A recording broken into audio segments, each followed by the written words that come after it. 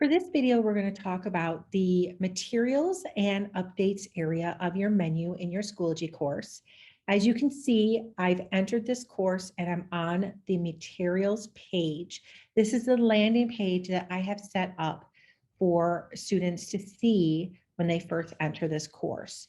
You have an option of selecting materials or updates as your landing page. I'm going to change mine to updates. I feel like I might want to have my students first stopping here to see if there's any announcement that I might have for that school day. So I'm going to go to course options and I'm going to select edit privacy course settings. And I'm going to scroll down and there's a couple things I want to draw your attention to. In this other settings area, post course updates has been marked that all students can post a course update. I actually only want student administrators to be able to add a course update.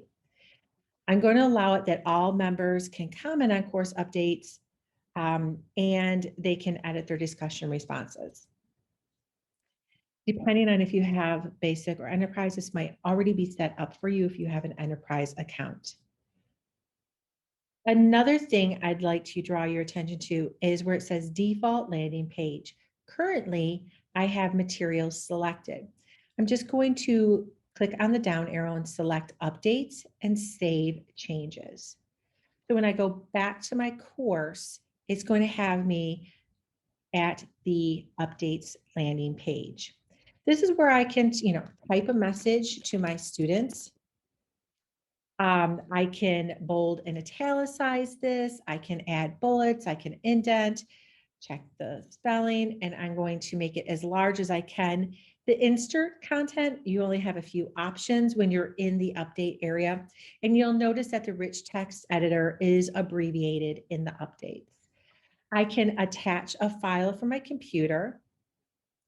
I can add a link. I can attach something from my resources. I can create a poll, which I will show you in just a moment, and I can copy. Once I post this message, the latest post will appear at the top of any message I've created in my updates, and students will get an alert on the bell next to their name in the upper right-hand corner of their Schoology environment. Now, I might have a question for my students. I might be doing a checking for understanding or polling for other reasons in my class, or even an exit ticket. I can type a message here. I can't imagine anybody saying no to this, but I'm going to add some polling options.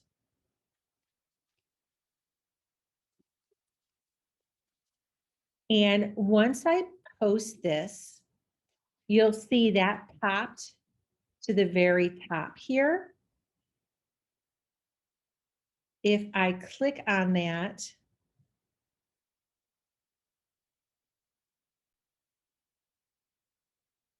you'll see that my message is here and I can select and vote on any of these options. And I can refresh to see how the votes are appearing. Keep in mind, the polling area is the only part of a Schoology course that is 100% anonymous. Every other area of Schoology that your student either replies to a discussion question, uploads an assignment, leaves a comment, will always have their name attached to it. But in this case, the polling does not have that. So just keep that in mind. Another way that I can use the updates is to create an announcement for my course. I can type a message to my students, maybe on Monday, that will appear right at the top of my updates area and my materials area, like a message or a banner to my students. I also can copy and paste an image in my Schoology course that will show up in the banner. So I might have an image that reflects my classroom, or I might be leaving a message for, giving my students a little pep talk at the beginning of the school day. So I can just copy an image from somewhere and paste it in to my Schoology course. and then click on the little thought bubble with the plus sign.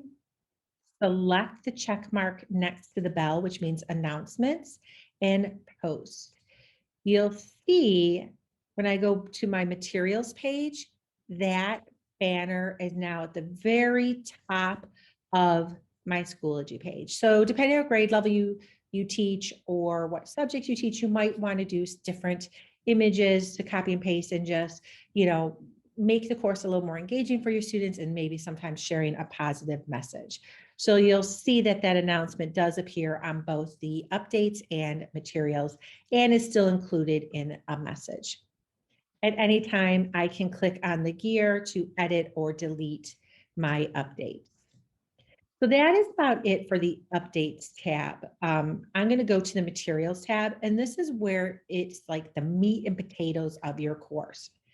And if I scroll down, you'll see that I have two options here. I have add materials or course options. I'm just going to select on add materials so that you can see all the options that you can add to your course to make it an interactive learning environment.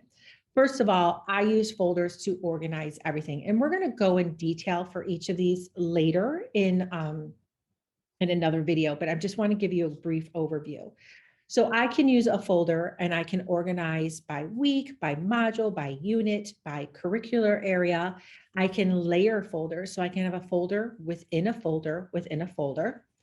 Within those folders, I can add assignments. I can add assessments. I can add links or a file. I can add discussions, a page, which is a way to deliver content, just a static page with maybe images, text, video, and links. I can add a media album, which is a way for students to upload images. And I'm not going to talk about packages because that depends on your individual district. I can import for resources. So anything that I've added to my resources, I can pull into my individual courses. And I can find resources that are provided by the Schoology community. If my district has membership to certain products, I could also add content specifically from those different software programs or platforms. This is Safari Montage, which is instructional multimedia. I can add images directly from, or videos directly from that product. The options tab allows me at this time just to save courses to my resources. And that will allow me at the end of the year, after I've put all that work in and added a lot of content to my course, I can save this course to resources. And then in the next year, if I run that course again, or my district pulls that course in again through the student management system, I can then import that entire course from my resources, and it'll be a clean copy without any student interaction. So that's a best practice that I do at the end of the school year. That is it about materials and updates. We'll go into more details about materials in later videos.